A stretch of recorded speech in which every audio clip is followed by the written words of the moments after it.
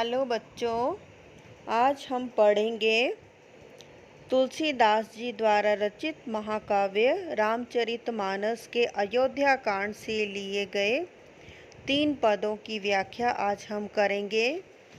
बच्चों, ये वीडियो थोड़ा सा लंबा होने वाला है क्योंकि अच्छे ढंग से समझने के लिए थोड़ा इसे समय देना ज़रूरी है।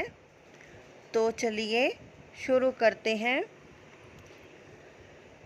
थोड़ा सा इसके बारे में जान लेते हैं कि ये कहाँ से लिए गए हैं और इन पदों में क्या कहना चाहा है कवि ने, गोस्वामी तुलसीदास जी ने। शुरू करते हैं। राम भक्त तुलसीदास विरचित महाकाव्य रामचरितमानस के अयोध्या कांड से यह पद जो हैं लिए गए हैं। इसमें भरत और राम का प्रेम का उन्होंने वर्णन किया है। इसमें चित्रकूट मिलन का मार्मिक प्रसंग बताया गया है। बच्चों, जैसा कि आप सब जानते हैं कि श्री राम भगवान को 14 बरस का वनवास दे दिया गया था और ये माता कैकेयी के कारण दिया गया था। जो माता कैकेयी ने अपने जो वचन थे जब राजा दशरथ से मांगे तो उनको ये वचन देने पड़े और उन्होंने ये शर्त रखी कि श्री राम भगवान को वनवास में भेज दिया जाए और भरत को गद्दी दे दी जाए, भरत को राज्य दे दिया जाए। लेकिन जब भरत जी को इसके बारे में पता चलता है कि श्री राम भगवान को वनवास भेज दिया गया है तो ये उनके पीछे उनको मनाने के लिए वन में चले जाते हैं और चित्रकूट में जाकर वे उनसे मिलते हैं और उनके साथ उनकी माताएं और गुरुजन भी होते हैं और वहां बैठकर एक सभा करते हैं। उस सभा का वर्णन इसमें किया गया है कि कैसे भरत की आंखों में श्री राम के प्रति प्रेम था और श्री राम भी भरत से अनन्य प्रेम करते थे, उसके बारे में इसमें बताया है। तो चलिए शुरू करते हैं। कहते हैं कि भरत सभी परिजनों तथा गुरुओं के साथ राम को अयोध्या लौटा लाने के लिए वन की ओर जाते हैं और चित्रकूट में उनका मिलन होता है। भरत जो थे वो बड़ा पश्चाताप कर रहे थे और वो पश्चाताप की मूर्ति बनकर वहाँ खड़े हो जाते हैं और अपने आप को ही सारी मुसीबत की जड़ वह मानते हैं। वो कहते हैं कि माता कैकेयी ने ये जो वर मांगे और जिससे राजा दशरथ के प्राण गए, ये सारा उत्पात मेरे कारण ही हुआ, मैं ही इसकी जड़ हूँ। लक्ष्मण और सीता को श्री राम वन में लेकर अपने साथ चले गए और वह कहते हैं कि शायद उनके किसी पुराने कर्मों का ये फल उन्हें मिला है। उन्होंने कुछ पाप अपने पिछले जन्म में किए होंगे जो उन्हें यह फल मिला है कि लोग उनके ऊपर दोषारोपण कर रहे हैं। उनके ऊपर यह कलंक लग गया कि उनके कारण ही श्री राम को वन में जाना पड़ा। वह अपनी माँ को दोष मुक्त करते हैं और सारा दोष अपने सिर पर ले लेते हैं। भरत यह भी सोचते हैं कि शायद विधाता ही उनके विरुद्ध था, तभी तो राम का स्नेह उनसे छिन गया। ये सारा जगत जानता है बच्चों कि भरत जो थे वो श्री राम से बहुत प्रेम करते थे और उन्होंने कभी सोचा ही नहीं था कि श्री राम के बिना भी उनको रहना पड़ेगा। और जब उनको यह पता चलता है कि श्री राम जो है वो वनवास के लिए चले गए हैं तो उनको लगा कि उनका जो प्रेम है श्री राम के प्रति या श्री राम का उनके प्रति जो प्रेम है वो उनसे दूर हो गया। दोनों भाई अलग हो गए। भरत को विश्वास था कि राम जैसा दयालु, क्षमाशील और रक्षक भाई कभी नाराज नहीं हो सकता। भरत सारी सभा के सामने सच्चे मन से पश्चाताप करते हैं और राम को अयोध्या लौट चलने के लिए कहते हैं। चलिए इसकी व्याख्या करते हैं। आपको थोड़ा इसके बारे में समझ आ गया होगा। अब एक एक पंक्ति की हम व्याख्या करेंगे, लेकिन उससे पहले हम इनके जो शब्द हैं उनके अर्थ देख लेते हैं। पुलक, पुलक, पुलक मतलब है रोमांचित होकर, ठाड़े खड़े हो जाना, नीरज नयन कमल नयन, नेह मतलब स्नेह प्रेम, निभाहा निभाया, कहा क्या, स्वभाव, स्वभाव का अर्थ है स्वभाव, कोह, कोह का अर्थ है क्रोध, मोह पर मतलब मुझ पर, बिसेखी मतलब विशेष, खुन्निस, खुन्निस मतलब अप्रसन्नता, परिहेरेऊ छोड़ा या त्यागा, तृपित तृप्त, प्रेम प्रेम, आजू आज। अब इसके शब्दार्थों के बाद हम इसकी व्याख्या करते हैं। सभा बैठी थी और सारी सभा में जहाँ श्री राम, सीता, लक्ष्मण, उनकी माताएं और गुरुजन बैठे थे और भरत भी वहीं बैठे थे। तो भरत जी क्या होता है चलिए देखते हैं। पुलक शरीर सभा भये ठाड़े, पुलकित शरीर के साथ हर्षित होते हुए भरत जी सभा में ठाड़े खड़े हो जाते हैं और नीरज नयन नेह जल बाड़े, और उनके कमल रूपी नेत्रों से, नीरज नयन नयन कमल रूपी नेत्रों से प्रेम रूपी अश्रुधारा बहने लगती है। बाड़े मतलब बहने लगती है। उनके हृदय में जो, इसका अर्थ है उनके हृदय में जो श्री राम के प्रति प्रेम था, वह प्रेम स्नेह रूपी अश्रुओं के माध्यम से बहना शुरू कर देता है। उनकी आँखों से आंसू बहने लग जाते हैं। कहब मोर मुनिनाथ निबाहा, वो कहते हैं गुरु वशिष्ठ जी ने पहले ही जो मेरे हृदय में था वो सारा आपसे कह दिया है। वो कहते हैं कि मुनिनाथ, मुनिनाथ गुरु, गुरु कौन, विशिष्ट, जो उनके विशिष्ट मुनि हैं, मुनिनाथ गुरु हैं, उन्होंने उनके मन की बात पहले ही इस सभा में बता दी है। जो भी उनके भरत जी के हृदय में था वो उन्होंने पहले ही सभा में बता दिया है। यही ते कहूँ, यही ते अधिक कहूँ मैं कहा, और इससे अधिक मैं क्या कह सकता हूँ।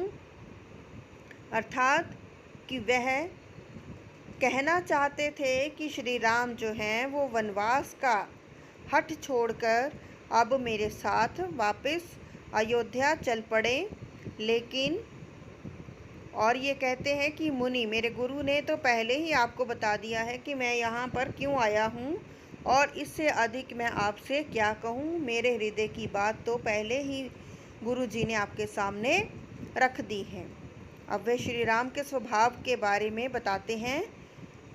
मैं जानऊ निजनाथ स्वभाव, निजनाथ, निजनाथ वो श्री राम को कहते हैं। जानऊ जानता हूँ, स्वभाव मतलब स्वभाव।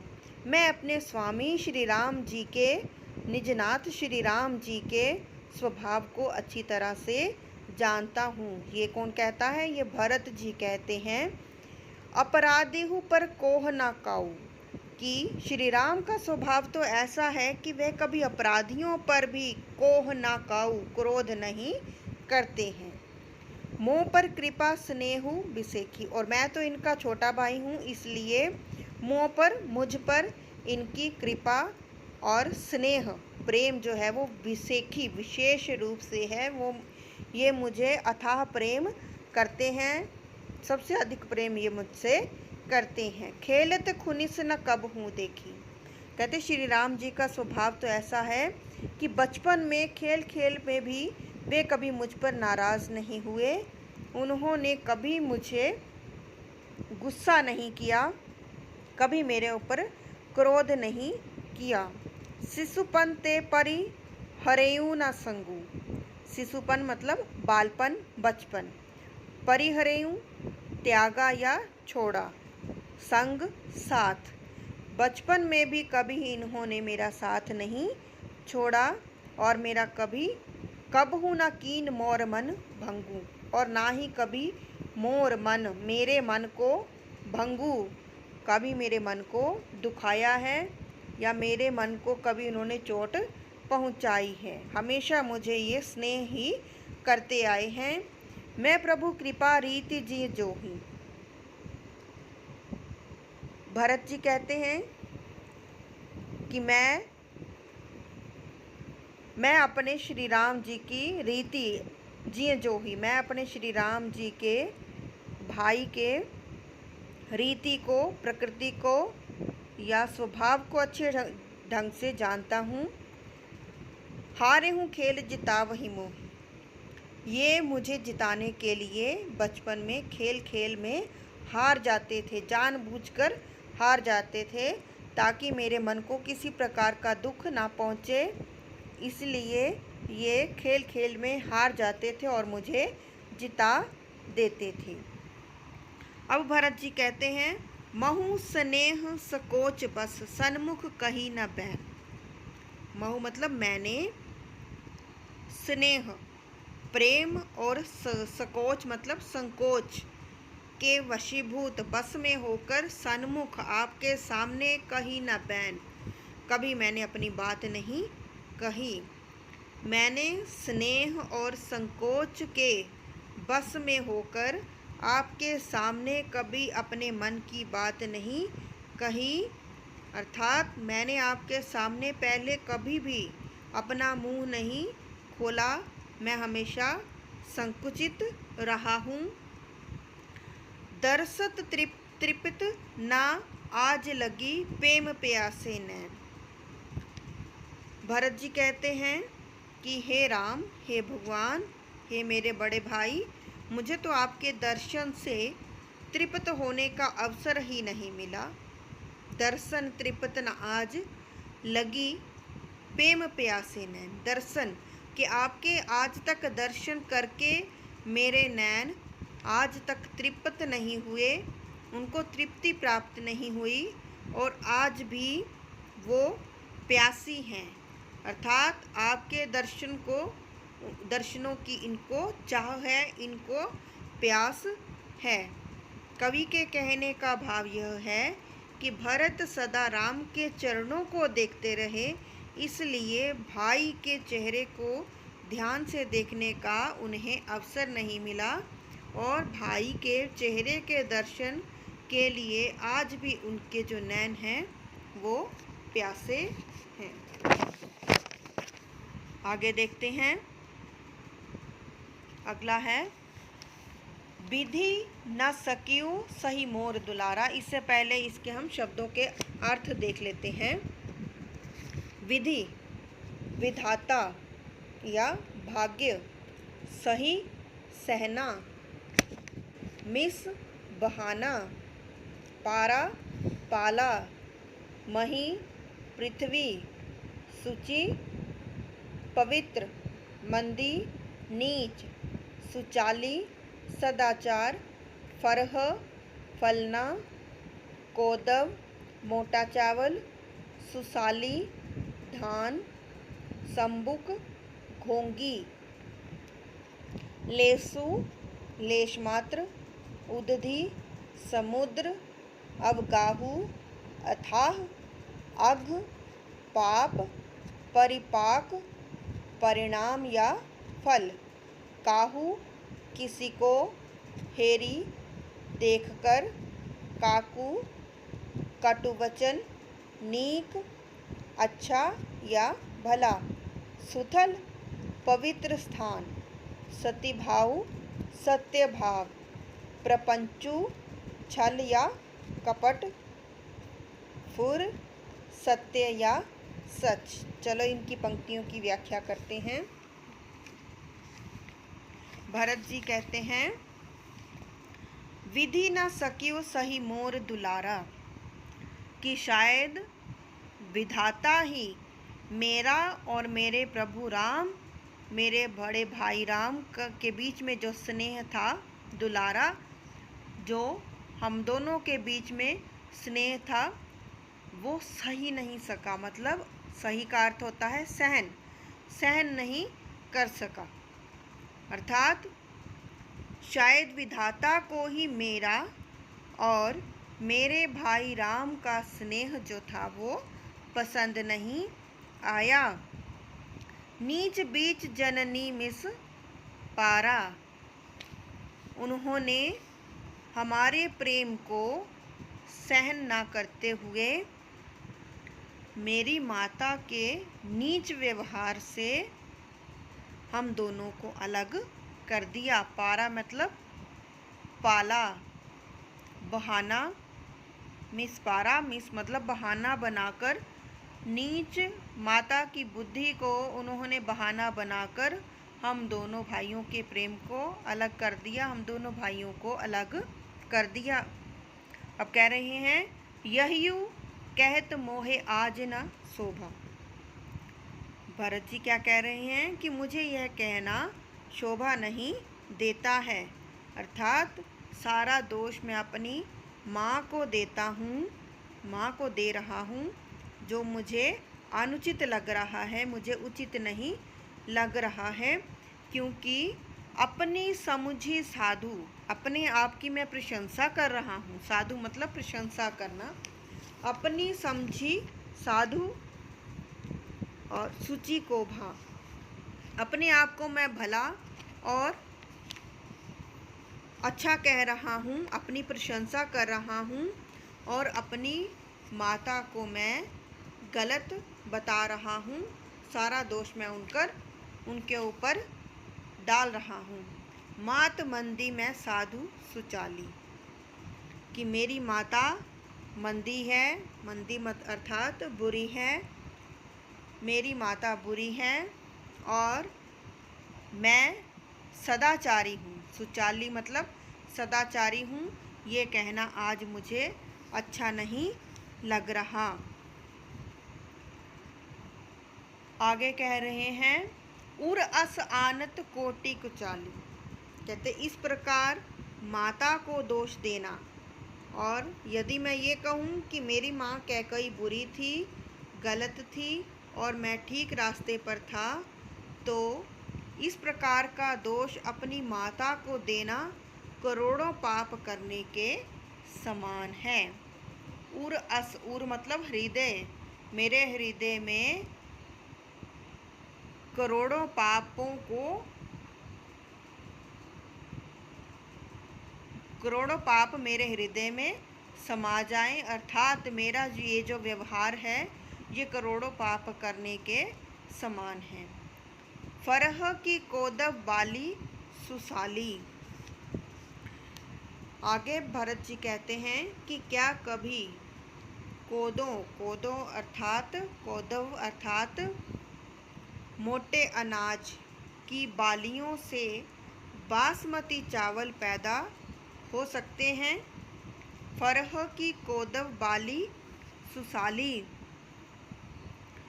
फरह मतलब होता है फलना, कि कभी मोटे अनाज से बासमती चावल कभी पैदा नहीं होता है। मुक्ता प्रसव की संबुक काली, और कभी काली घोंगी जो है वो मोती नहीं दे सकती। अर्थात भरत जो है वो पश्चाताप कर रहे हैं, वो कह रहे हैं कि इस प्रकार अपराधीन और पापिन माँ का बेटा भला कैसे हो सकता है, या उसको भला कैसे कहा जा सकता है। सपनेहू दोषक ले सुना काहू, मैं तो सपने में भी किसी और को दोष नहीं दे सकता हूँ, ये सारा दोष जो है वो मेरा ही है।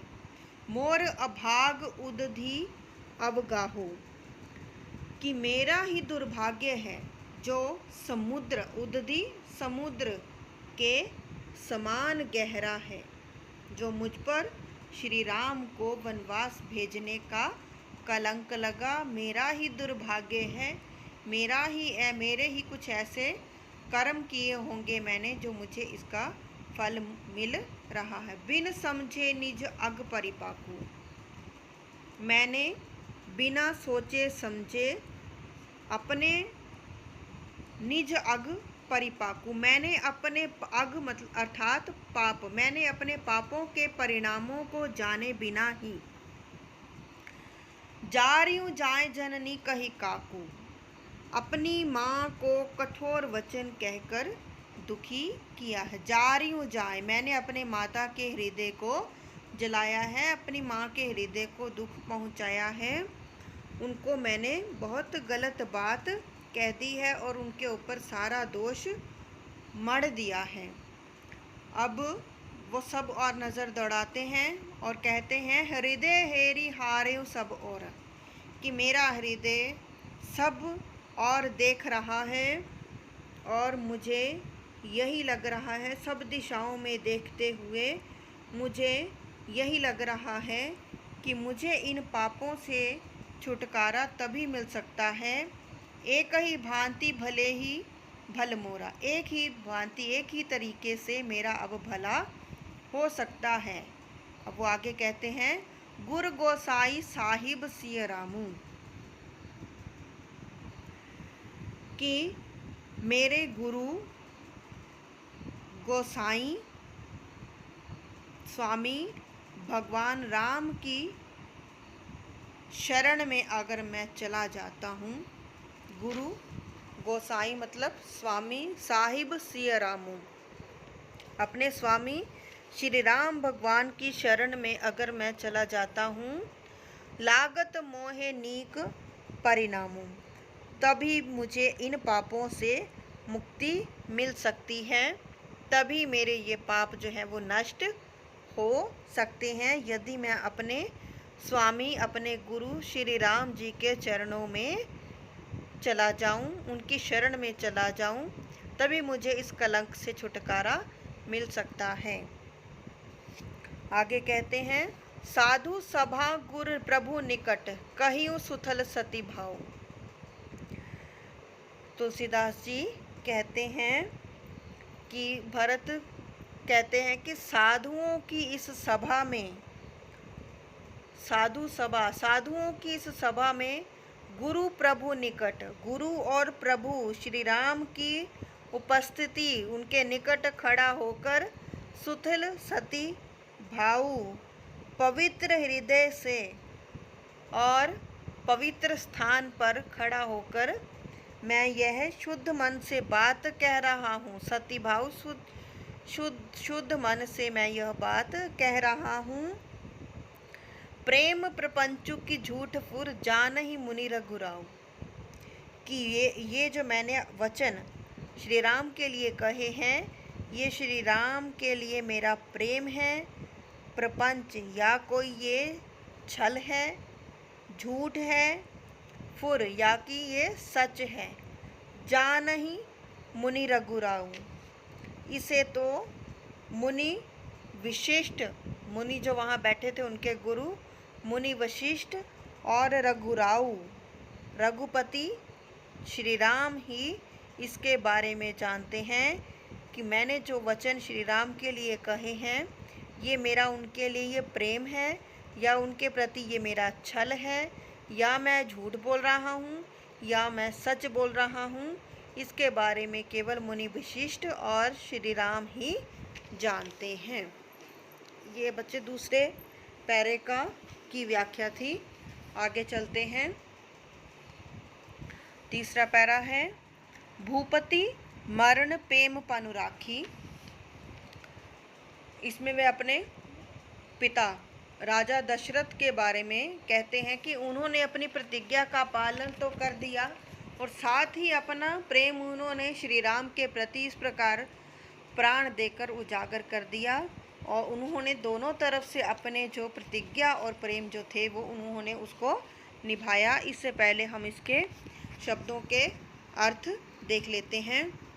भूपति राजा दशरथ, पनु प्रतिज्ञा, बिकल व्याकुल मही मैही मूला जड़, गबनु चले जाना, प्यादे ही पैदल घाएं घाव, कुलिस वज्र पत्थर, जड़ निर्जीव या कठोर, बिच्छू या दुस्सह, देव देव या विधाता, प्रेम प्रेम, कुमति बुरी बुद्धि या दुर्बुद्धि, महतारी माताएं, अनर्थ बुराई, सूला दुख या पीड़ा, पानहीन जूतों के, साखी साक्षी, बहुरी फिर से, बेहू या बेहू का अर्थ है बेंधना, निरखी देखकर, दुस्सह असहनीय।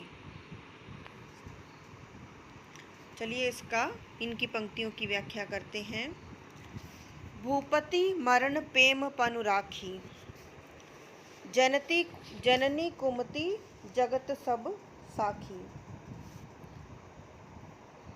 अब श्री भरत जी श्री राम को कहते हैं कि जो महाराजा दशरथ थे उन्होंने अपने प्रण को रखने के लिए, अपनी प्रतिज्ञा को रखने के लिए राम जी को वनवास भेजा। इस प्रकार उन्होंने प्रतिज्ञा को भी पूरा कर दिया। जो उन्होंने प्रण माता कैकेयी को दिए थे, प्रतिज्ञा की थी, वचन जो दिए थे, उनका पालन भी उन्होंने कर लिया और श्री राम के वियोग में अपने प्राण त्याग कर श्री राम के प्रति अपना जो प्रेम था उसको भी उन्होंने प्रकट कर दिया। आगे देखते हैं। देख न जाहि बिकल महतारी, बिकल व्याकुल। आगे है जननी कुमति जगत सब साखी। सारा संसार जानता है कि मेरी माँ की दुर्बुद्धि ही इसका कारण थी, कि मेरी माता की जो दुर्बुद्धि है, जननी कुमति, कि मेरी माता की जो दुर्बुद्धि है, जगत सब साखी, इसके बारे में सारा जगत जानता है, साक्षी है कि मेरी माता के वचनों को पूरा करने के लिए ही राजा दशरथ ने श्री राम को वनवास भेजा। इसके पीछे ये जो सारा खेल हुआ, ये जो सारी घटना घटी, इसमें केवल मेरी माता की दुर्बुद्धि ही कार्य करती है, उनकी दुर्बुद्धि ने ही कार्य किया है। देखी न जाहि बिकल महतारी। अब श्री राम के प्रेम में व्याकुल माताओं, महतारी माताओं की ये दशा मुझसे देखी नहीं जाती है। सारी माताएं जो हैं वो अत्यधिक व्याकुल हैं, अत्यधिक दुखी हैं। जरहि दुसह जरपुर नर नारी। अब वो कहते हैं कि सारे नगरवासी भी जरहि दुसह, अब वो जो प्रजा है, जो अयोध्या की प्रजा है, नगरवासी हैं, वो भी शोक में हैं और श्री राम से बिछुड़ने की आग में वो जल रहे हैं। जरहि दुसह, जो असहनीय पीड़ा है श्री राम से बिछुड़ने की, उस पीड़ा में वो जल रहे हैं। जितने भी नगर के नर और नारी हैं वो सब श्री राम से बिछुड़कर बहुत दुखी हैं। मही सकल अनर्थ कर मूला। भरत जी कहते हैं कि मैं सारे ही फसाद की जड़ मैं ही हूँ। मही सकल, मैं सारे, सकल सारे अनर्थ, ये जो सारा उत्पात है, अनर्थ हुआ है, ये जो बुरा कार्य हुआ है, उसकी जड़ मैं ही हूँ। सो सुनी समुझी सहियो सब सूला, कि मैं सब कुछ सुनकर सह रहा हूँ और दुख भी भोग रहा हूँ, और मेरे जितने भी मेरे ऊपर कलंक लगा है उसको सूला, शूल की भांति वो मेरे हृदय में चुभ रहा है। सुनी बन गवनु कीन रघुनाथा। जब मैंने श्री राम के बारे में यह सुना कि उनको मेरे कारण वनवास जाना पड़ा, उनको वनवास भेज दिया गया है, करी मुनि वेश लखन सिय साथ, और उन्होंने सन्यासियों की तरह वेश धारण कर लिया है और साथ में माता सीता और लक्ष्मण जी भी चले गए हैं। बिन पानहीन प्यादहि पाए, और वे नंगे पैर ही जंगल में चले गए हैं और उनके पैरों में जूतियाँ भी नहीं हैं। पानहीन बिना जूतों के, बिन पानहीन बिना जूतों के प्यादे ही नंगे पांव वह जंगल में चले गए हैं। और जब ये दुखी समाचार मुझे मिला तो शंकरु साखी रही हूँ यही खाएं कि स्वयं शिवजी भगवान ही, शंकरु शिवजी भगवान साक्षी हैं कि जो मेरे हृदय में उस समय ये समाचार सुनकर घाव हुआ और उससे मुझ में मेरे हृदय में असहाय पीड़ा हुई जिसको मैं सहन नहीं कर सका। और फिर भी मैं उस पीड़ा को सहन करने के लिए जीवित हूँ। इसके साक्षी शंकर भगवान है। जो पीड़ा समाचार सुनकर जो पीड़ा मेरे हृदय में उत्पन्न हुई उस पीड़ा को के साक्षी केवल शंकर भगवान हैं। बहुरी निहारी निषाद स्नेह, वो कहते हैं कि जो निषाद है उसके प्रेम के बारे में जब मैंने सुना तो जब मुझे पता चला कि श्री राम के प्रति उनके अंदर बहुत श्रद्धा है और उन्होंने श्री राम का बहुत मान सम्मान रखा है, उनकी बहुत सहायता की है, मदद की है, उस समय पुलिस कठिन उर भयु न बेहू। कहते कि यह सुनकर मेरे अंदर भयंकर पीड़ा उत्पन्न हुई कि मैं अपने भाई को जितना सम्मान नहीं दे सका उतना निषाद राज ने दिया है। और यह जो पीड़ा थी मेरे हृदय उर भयु न बेहू, यह जो पीड़ा थी मेरे हृदय को चीरकर चली गई। अब सब आँखें देखियो आई, अब मैंने अपनी आँखों से सब कुछ देख लिया है और अपने कानों से सब कुछ सुन लिया है। जियत जीव जड़ सबई सहाय, भरत जी कहते हैं जीते जी यह कठोर आत्मा सब कुछ सहने को विवश है। जियत जीव जड़ सबई सहाय, कि मेरी आत्मा जो है मैं जीवित हूँ और मेरी आत्मा को जीते जी ये सब कुछ दोषारोपण, कलंक, पीड़ा, श्री राम भगवान से जो बिछो हुआ, वियोग हुआ, वो सब कुछ मुझे सहन करना पड़ रहा है। अब कह रहे हैं जिन्हीं निरखी मग सांपन बीछी, कि ऐसे श्री राम भगवान जिन्हें रास्ते पर चलते देखकर सांप और बिच्छू जैसे जहरीले जीव भी अपना भयंकर विष और शत्रुता त्याग देते हैं, उन्हीं राम भगवान को मैं समझ नहीं सका। जिन्हीं निरखी मग सांपन बीछी तज ही विषम विषु तापस तीछी, कि जिन राम भगवान को देखकर सांप और बिच्छू अपने तज ही विषम, अपने विष को त्याग देते हैं और अपने स्वभाव को, अपनी प्रकृति को बदल देते हैं। उनका जो प्रकृति है विष उगलना है, वो अपना विष त्याग देते हैं और चतुरता भी त्याग देते हैं। ऐसे श्री राम को मैं समझ नहीं सका। अर्थात श्री राम जो है वो अजात शत्रु हैं, उनका इस दुनिया में कोई भी शत्रु नहीं होगा। तेई रघुनंदन लखन सिय अनहित लागे जाहि, कहते ऐसे रघुनंदन श्री राम भगवान, लखन सिय सीता, ऐसे दयालु राम, सीता और लक्ष्मण जिसे अपने अनहित, हित जो हितकारी नहीं, इसका अर्थ है हितकारी ना होना, जिन्हें श्री राम, लक्ष्मण और सीता अनहितकारी लगे, हितकारी नहीं लगे।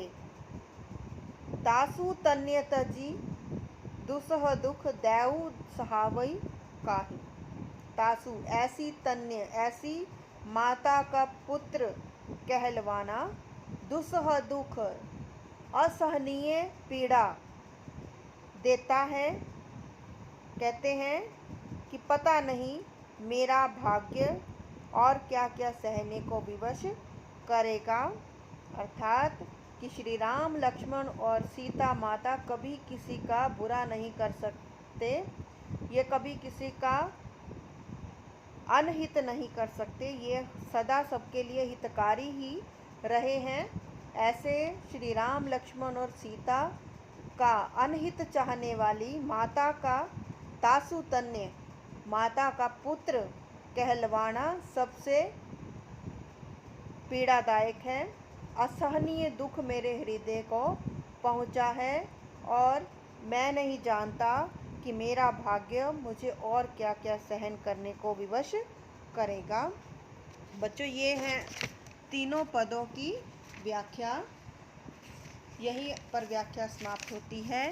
यदि आपको मेरा वीडियो अच्छा लगा तो इसे लाइक करें, शेयर करें और मेरे चैनल को सब्सक्राइब करें।